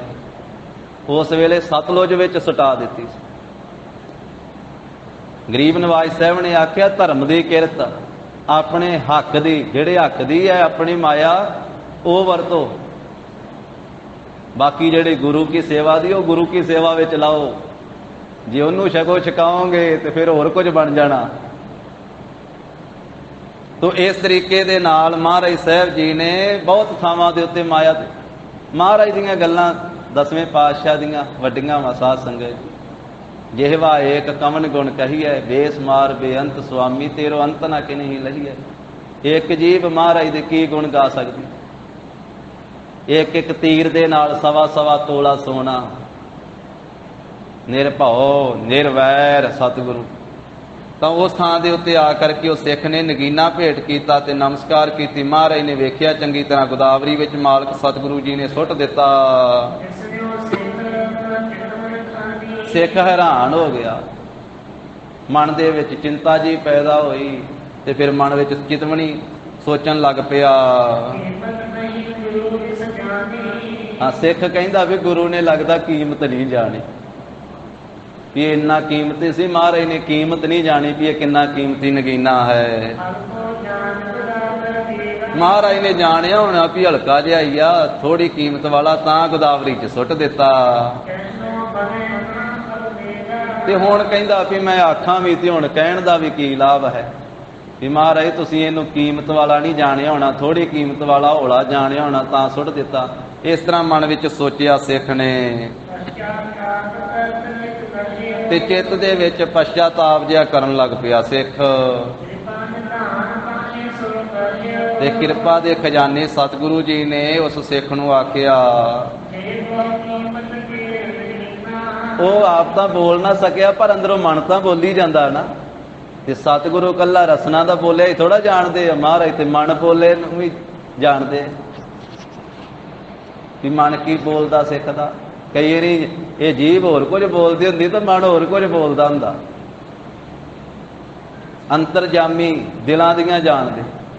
ਮਹਾਰਾਜ ਕਹਿੰਦੇ ਸਿੱਖਾ ਜੇ ਬਹੁਤਾ ਕੀਮਤੀ ਹੈ ਤੇ ਕੱਢ ਲਾ ਬਈ ਗੋਦਾਵਰੀ ਦੇ ਵਿੱਚੋਂ। ਉਹ ਨਹੀਂ ਬੋਲਿਆ ਪਰ ਮਹਾਰਾਜ ਨੇ ਜਾਣਿਆ ਵੀ ਇਹ ਆਖਣ ਡਿਆ ਵੀ ਗੁਰੂ ਸਾਹਿਬ ਨੇ ਥੋੜੀ ਕੀਮਤ ਵਾਲਾ ਜਾਣ ਕੇ ਸੁੱਟ ਦਿੱਤਾ। ਕੀਮਤ ਨਹੀਂ ਜਾਣੀ ਸਤਿਗੁਰਾਂ ਨੇ। ਜੇ ਬਹੁ ਕੀਮਤ ਕੇਰ ਨਗੀਨਾ, ਜੇ ਤੇਰਾ ਬਹੁਤਾ ਕੀਮਤ ਵਾਲਾ ਨਗੀਨਾ ਹੈ ਸਿੱਖਾ ਤੇ ਨੇੜੇ ਜਿਹੀ ਸੁੱਟਿਆ ਸੀ, ਵਿੱਚ ਵੜ ਜਾ ਗੋਦਾਵਰੀ ਦੇ ਤੇ ਵੇਖ ਕੇ ਕੱਢ ਲਾ। ਅਸੀਂ ਤਾਂ ਜਾਣਿਆ ਹੀ ਨਹੀਂ ਵੀ ਇਹ ਬੜਾ ਬਹੁਤੀ ਕੀਮਤ ਵਾਲਾ ਉੱਤਮ ਨਗੀਨਾ ਸੀ। ਤੇ ਸਿੱਖਾ ਤੂੰ ਦੱਸਿਆ ਵੀ ਨਹੀਂ ਦੇਣ ਲੱਗੇ ਨੇ ਵੀ ਬਹੁਤੀ ਕੀਮਤ ਵਾਲਾ ਸੀ, ਅਸੀਂ ਤੇ ਫਿਰ ਇਹਨੂੰ ਛੋਟਾ ਜਿਹਾ ਸਮਝ ਕੇ ਸੁੱਟ ਦਿੱਤਾ। ਜਦੋਂ ਮਹਾਰਾਜ ਨੇ ਬਚਨ ਕੀਤਾ ਤੇ ਇਸੇ ਤਰ੍ਹਾਂ ਸੁਣ ਕਰਕੇ ਸਿੱਖ ਨੇ ਬੜੀ ਛੇਤੀ ਕੀਤੀ। ਉਸੇ ਵੇਲੇ ਆਪਣੇ ਬਸਤਰ ਲਾਏ ਤੇ ਛਾਲ ਮਾਰ ਦਿੱਤੀ ਗੋਦਾਵਰੀ ਦੇ ਵਿੱਚ। ਜਦੋਂ ਪਾਣੀ ਦੇ ਵਿੱਚ ਪ੍ਰਵੇਸ਼ ਕਰਕੇ ਤੇ ਵਿੱਚ ਵੇਖਣ ਲੱਗਾ, ਦ੍ਰਿਸ਼ਟੀ ਲਾਈ, ਉੱਥੇ ਵੇਖੇ ਨਗੀਨਿਆਂ ਦੇ ਢੇਰ ਲੱਗੇ ਪਏ, ਉੱਥੇ ਢੇਰ ਲੱਗੇ ਪਏ ਨਗੀਨਿਆਂ ਦੇ। ਇਸ ਥਾਂ ਦੇ ਉੱਤੇ ਧੰਨ ਸ੍ਰੀ ਗੁਰੂ ਨਾਨਕ ਦੇਵ ਸਾਹਿਬ ਮਹਾਰਾਜ ਨੂੰ ਖਰਬੂਜਾ ਵੀ ਭੇਟ ਕੀਤਾ ਸੀ ਨਾ, ਖਰਬੂਜੇ ਸ਼ਾਹ ਨੇ। ਮਹਾਰਾਜ ਸਾਹਿਬ ਜੀ ਦਾ ਪ੍ਰੇਮੀ ਸੀ, ਉਹਦਾ ਨਾਂ ਤੇ ਸੀ ਅੱਲਾ ਦਿੱਤਾ, ਅੱਲਾ ਦਿੱਤਾ ਫਕੀਰ, ਜਿਹਦੀ ਤਸਵੀਰ ਅੱਗੇ ਦਰਸ਼ਨੀ ਡਿਓੜੀ 'ਚ ਲੱਗੀ ਹੁੰਦੀ ਸੀ, ਸ਼ਾਇਦ ਹੁਣ ਵੀ ਹੋਵੇ। ਦਰਸ਼ਨੀ ਡਿਓੜੀ ਦੇ ਵਿੱਚ ਨਾਲ ਉਹ ਦਾਤਨ ਗੱਡੀ ਦੀ ਮਹਾਰਾਜ ਸਾਹਿਬ ਦੀ ਤਸਵੀਰ ਕਿਸੇ ਨੇ ਪ੍ਰੇਮੀ ਨੇ ਬਣਾਈ ਸੀ। ਉਹ ਖਰਬੂਜੇ ਸ਼ਾਹ ਵੀ ਉਹਨੂੰ ਕਹਿ ਦਿੰਦੇ, ਅੱਲਾ ਦਿੱਤਾ ਵੀ। ਉਹਨੇ ਇੱਥੇ ਖਰਬੂਜਾ ਦਿੱਤਾ ਸੀ, ਮਹਾਰਾਜ ਨੇ ਚੀਰ ਕੇ ਵੰਡ ਦਿੱਤਾ ਸੀ। ਫਿਰ ਕਹਿੰਦਾ ਮੇਰਾ ਦਿਓ ਖਰਬੂਜਾ ਵਾਪਸ। ਤੇ ਸਤਿਗੁਰੂ ਕਹਿੰਦੇ ਕੱਢ ਲਾ ਉੱਥੋਂ, ਆ ਵੇਈ ਨਦੀ ਵਿੱਚ ਕੱਢ ਲਾ। ਜਦੋਂ ਜਾ ਕੇ ਵੇਖਿਆ ਉਹਨੇ ਤੇ ਉੱਥੇ ਢੇਰ ਲੱਗੇ ਵੇਖੇ। ਫਿਰ ਹੱਥ ਨਾਲ ਮੇਰਾ ਕਿਹੜਾ ਵਾ, ਮਹਾਰਾਜ ਨੇ ਸੋਟੀ ਦਿੱਤੀ ਵੀ ਆ ਸੋਟੀ ਲਾ ਕੇ ਕੱਢ ਲਈ, ਉਹ ਤੇਰਾ ਹੀ ਹੋਊਗਾ। ਜਦੋਂ ਲਾ ਕੇ ਕੱਢਿਆ ਤੇ ਉਹਨਾਂ ਲੈ ਕੇ ਆ, ਬਾਕੀ ਸਾਰਾ ਸਾਬਤ ਤੇ ਇੱਕ ਫਾੜੀ ਹੈਗੀ ਨਹੀਂ ਵਿੱਚ। ਕਹਿੰਦਾ ਜੀ ਇੱਕ ਤੇ ਹੈਗੀ ਨਹੀਂ, ਮੈਂ ਤਾਂ ਸਾਬਤ ਦਿੱਤਾ ਸੀ। ਕਹਿੰਦੇ ਹੁਣ ਜਿਹੜੀ ਤੂੰ ਖਾਧੀ ਉਹ ਵੀ ਅਸੀਂ ਲਾਈਏ, ਹੁਣ ਜਿਹੜੀ ਤੂੰ ਖਾਧੀ ਉਹ ਤੂੰ ਆਪਦੀ ਆਪ ਲਾ। ਫਿਰ ਮਹਾਰਾਜ ਦੇ ਚਰਨੀ ਪਿਆ ਤੇ ਉਹ ਮਹਾਰਾਜ ਦਾ ਪ੍ਰੇਮੀ ਬਣ ਗਿਆ, ਫਿਰ ਸਿੱਖ ਬਣ ਗਿਆ, ਸ਼ਰਧਾਲੂ ਬਣ ਗਿਆ। ਅੱਲਾ ਦਿੱਤਾ ਫਕੀਰ ਖਰਬੂਜੇ ਸ਼ਾਹ। ਤੋ ਇਸ ਤਰੀਕੇ ਨਾਲ ਉੱਥੇ ਜਦੋਂ ਉਹਨੇ ਵੇਖਿਆ ਪਿੱਖ ਨਗੀਨ ਪਰ ਪਰੇ ਸਮੁਦਾਈ ਤੇ ਬਹੁਤੇ ਢੇਰ ਲੱਗੇ ਪਏ ਨਗੀਨਿਆਂ ਦੇ। ਉੱਥੇ ਵੇਖਿਆ ਵੀ ਹੀਰਿਆਂ ਦੇ ਗੰਜ ਹੀ ਲੱਗੇ ਹੋਏ ਆ, ਬਹੁਤੇ ਢੇਰ ਹੀ ਲੱਗੇ ਹੋਏ ਹਨ। ਵੇਖਿਆ ਵੀ ਇਹ ਤੇ ਪ੍ਰਭੂ ਦੀ ਮਾਇਆ, ਪ੍ਰਭੂ ਦੀ ਮਾਇਆ। ਇਹ ਧੰਨ ਗੁਰੂ ਗੋਬਿੰਦ ਸਿੰਘ ਮਹਾਰਾਜ ਦੀ ਸ਼ਕਤੀ, ਉਹਨਾਂ ਦੀ ਮਾਇਆ। ਉਸ ਵੇਲੇ ਮਹਾਰਾਜ ਦੇ ਚਰਨੀ ਪਿਆ। ਆ ਜਿਹੜਾ ਬਾਰ-ਬਾਰ ਥੜਾ ਬਣਿਆ ਪਿਆ ਨਾ ਜਦੋਂ ਆਪਾਂ ਨਿਕਲਦੇ ਆ, ਇਹ ਉਸੇ ਦੀ ਯਾਦਗਾਰ ਆ, ਖਰਬੂਜੇ ਸ਼ਾਹ ਦੀ, ਅੱਲਾ ਦਿੱਤਾ ਦੀ। ਅੱਗੇ ਇਹਦੇ ਤੇ ਲਿਖਿਆ ਹੁੰਦਾ ਸੀ ਇਧਰਲੇ ਪਾਸੇ ਵੀ ਸੇਵਕ ਸ੍ਰੀ ਗੁਰੂ ਨਾਨਕ ਦੇਵ ਸਾਹਿਬ ਜੀ। ਇੱਕ ਯਾਦਗਾਰ ਹੀ ਆ, ਇਹਦੇ ਨਾਲ ਕੋਈ ਐਸਾ ਤਾਂ ਨਹੀਂ ਵਾਧਾ ਘਾਟਾ ਹੋ ਜਾਂਦਾ ਕਿ ਉਹ ਮਹਾਰਾਜ ਦਾ ਹੈ ਰਿੱਧੀਆਂ ਸਿੱਧੀਆਂ ਵਾਲਾ ਸੀ ਤੇ ਫਿਰ ਗੁਰੂ ਸਾਹਿਬ ਦੀ ਕਲਾ ਵੇਖ ਕੇ ਮਹਾਰਾਜ ਦਾ ਸੇਵਕ ਬਣ ਗਿਆ ਸੀ, ਪ੍ਰੇਮੀ ਬਣ ਗਿਆ ਸੀ। ਤੇ ਉਹਦੇ ਨਾਲ ਉਹਦਾ ਚੇਤਾ ਰਹਿੰਦਾ, ਮਹਾਰਾਜ ਦੇ ਚਰਨਾਂ 'ਚ ਬੈਠਾ ਗੁਰੂ ਨਾਨਕ ਸਾਹਿਬ ਜੀ ਦੇ, ਮਹਾਰਾਜ ਦਾ ਸੇਵਕ। ਤੋ ਇਸ ਤਰੀਕੇ ਦੇ ਨਾਲ ਉਸ ਵੇਖੇ ਵੀ ਜੇ ਸਿੱਖ ਨੇ ਵੇਖਿਆ ਤੇ ਉਹ ਹੈਰਾਨ ਹੋ ਗਿਆ ਵੀ ਇਹ ਮਹਾਰਾਜ ਸਾਹਿਬ ਜੀ ਦੀ ਇਹ ਸਾਰੀ ਮਾਇਆ ਹੈ। ਫਿਰ ਵੇਖਿਆ ਵੀ ਕੀ ਇਹ ਨਗੀਨੇ ਦਾ ਮੈਂ ਗੁਮਾਨ ਕੀਤਾ। ਉੱਥੇ ਨਾਨਾ ਪ੍ਰਕਾਰ ਦੇ ਜਿਨ੍ਹਾਂ ਦੀ ਸੋਭਾ ਪ੍ਰਤੱਖ ਜਗਮਗ ਜਗਮਗ ਕਰ ਰਹੇ ਹਨ, ਵੇਖੇ ਨਗੀਨੇ ਸਾਰੇ ਛੱਡ ਕਰਕੇ ਛੇਤੀ ਬਾਹਰ ਨਿਕਲ ਆਇਆ। ਫਿਰ ਮਹਾਰਾਜ ਸਾਹਿਬ ਜੀ ਦੇ ਚਰਨਾਂ ਦੇ ਉੱਤੇ ਲਪਟ ਪਿਆ, ਚਰਨਾਂ ਦੇ ਉੱਤੇ ਢਹਿ ਪਿਆ ਵੀ ਮਹਾਰਾਜ ਤੁਹਾਨੂੰ ਕੋਈ ਨਗੀਨਿਆਂ ਦੀ ਕਮੀ ਆ? ਸਤਿਗੁਰੂ ਤਾਂ ਸ੍ਰਿਸ਼ਟੀ ਦੇ ਮਾਲਕ ਆ, ਮਹਾਰਾਜ ਨੇ ਸਾਰੀ ਮਾਇਆ ਗੁਰੂ ਸਾਹਿਬ ਦੇ ਇਹ ਚਰਨਾਂ ਦੀ ਦਾਸੀ ਆ। ਮਹਾਰਾਜ ਨੇ ਪੈਦਾ ਕੀਤੇ ਸਾਰੇ ਪੱਥਰ ਹੀ ਆ, ਜਿਵੇਂ ਆ ਬਾਕੀ ਪੱਥਰ ਪੈਦਾ ਕੀਤੇ, ਇਸੇ ਤਰ੍ਹਾਂ ਮਹਾਰਾਜ ਸਾਹਿਬ ਨੇ ਸੋਨਾ ਚਾਂਦੀ ਸਭ ਕੁਝ ਧਰਤੀ ਦੇ ਵਿੱਚ ਹੀ ਰੱਖਿਆ ਹੋਇਆ ਹੈ। ਮਹਾਰਾਜ ਮੈਂ ਅਣਜਾਣ, ਆਪ ਜੀ ਦੀ ਮਹਿਮਾ ਨਹੀਂ ਜਾਣੀ। ਤੁਸੀਂ ਨੇ ਮਹਾਰਾਜ ਤਿੰਨਾਂ ਲੋਕਾਂ ਦੇ ਮਾਲਕ ਹੋ, ਗੁਣਾ ਦੇ ਖਜ਼ਾਨੇ, ਸਾਰੀ ਸ੍ਰਿਸ਼ਟੀ ਦੇ ਮਾਲਕ ਆਪ ਹੋ। ਇਹ ਗਰੀਬ ਨਵਾਜ ਆਪ ਬਖਸ਼ਣ ਆ ਰਹੇ ਹੋ, ਮੇਰੀ ਭੁੱਲ ਚੁੱਕ ਬਖਸ਼ ਦਿਓ। ਮੁਸਕਰਾਉਂਦਿਆਂ ਹੋਇਆਂ ਸੁਭਾਏਮਾਨ ਮੁਖ ਤੋਂ ਮਹਾਰਾਜ ਨੇ ਬਚਨ ਕੀਤਾ। ਮਹਾਰਾਜ ਕਹਿੰਦੇ ਸਿੱਖਾ ਨਿਸ਼ਚਾ ਧਾਰਨ ਕਰਕੇ ਹਰ ਹਰ ਦਾ ਸਿਮਰਨ ਕਰ। ਅਸਲ ਨਗੀਨਾ ਇਹੀ ਆ, ਜਿੰਨੇ ਮਰਜੀ ਬੰਦਾ ਰੁਪਈਏ ਜੋੜ ਲਵੇ, ਹੀਰੇ ਮੋਤੀ ਸੋਨਾ ਚਾਂਦੀ ਜੋੜ ਲਵੇ, कि गुजरान तो है, ਇਹਦਾ ਭਾਵ ਇਹ नहीं भी धर्म की किरत नहीं करनी, परिवार की पालना नहीं करनी, जिम्मेवारियां नहीं निभाउणियां। महाराज ने पहला आख्या भी धर्म की किरत करो, वंड के छको, नाम जपो, पर नाल ये भी आख्या भी माया जिहड़ी है नाल नहीं जानी, तू जदों जाना शरीर छड्ड के, सब कुछ इत्थे ही रह जाना। नाल ये जावेगा नगीने जे नाम जपिया होवेगा, एक एक शब्द पढ़िया जिहड़ा है तेरे नाल जाना। एक बारी भी आख्या ना सतनाम वाहिगुरू, ये लेखे विच आ जाना भी इस समय तू गुरुद्वारा बेर साहब गुरु नानक साहब के चरणों में बैठिया क्या सी सतनाम वाहिगुरू। एक एक छिन का भी लिखिया जाना, एक एक घड़ी। तां ही गरीब नवाज साहब कहते सिमरो सिमर सिमर सुख पावो, सिमरो सिमर सिमर सुख पावो।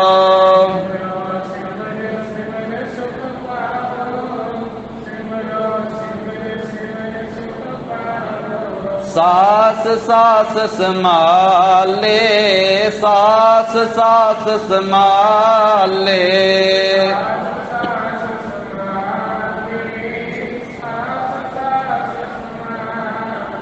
एह लोक परलोक संग सहाय, एह लोक परलोक संग सहाय।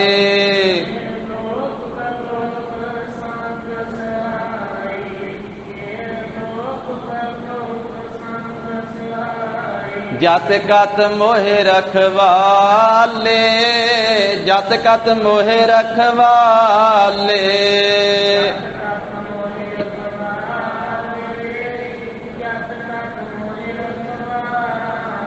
महाराज कहते भाई सिमरन करो, वार वार सिमर के सुख पाओ, ते स्वास स्वास नाम नू संभालो। ये लोक विच भी नाल रहना नाम, ते प्रलोक विच भी नाल जावेगा। जदों शरीर ने भी नाल नहीं जाना, परिवार ने नाल नहीं जाना, घर घाट ने नाल नहीं जाना, दुनिया की दौलत ने नाल नहीं जाना, जपिया होवेगा नाम ते उत्थे ने नाल जाना। जह मात पिता सुत मीत ना भाई, मन ऊहा नाम तेरे संग सहाई। फिर उस स्थान का नाम नगीना घाट पै गया उस दिन तो। इस तरह रोज ही महाराज साहब जी कौतक करते, धन श्री गुरु गोबिंद सिंह जी गरीब नवाज। फिर एक दिन महाराज दीवान दे विच स्थित हन, ते फिर की संगतां नूं उपदेश खालसे नूं दिता, वो कल दे प्रसंग विच आवेगा। तां 1 मिनट वास्ते सब माई भाई वाहिगुरू गुर मंत्र दे विच चित जोड़िए, सारे उच्ची आवाज़ दे विच जपीए जी, जिस नाम की सतगुरु जी ने इन्नी महिमा की है कि नाम ही अमोलक नगीना है, नाम ही हीरा है, इन्ने नाल जाना। वाहिगुरू वाहिगुरू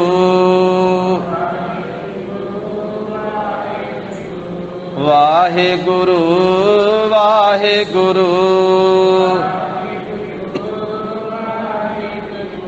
वाहिगुरू वाहिगुरू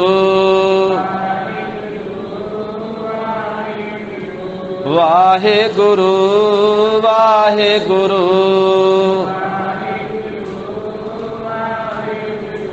वाहिगुरू वाहिगुरू वाहिगुरू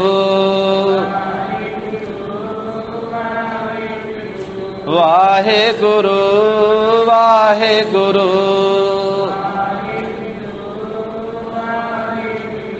वाहिगुरू वाहिगुरू।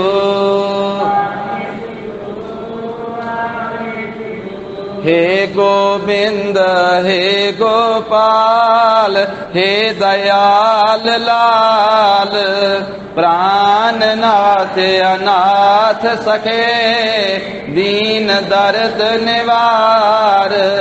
हे समरथ अगम पूरन मोहे मया तार, अंधकूप महापयान नानक पारे उतार।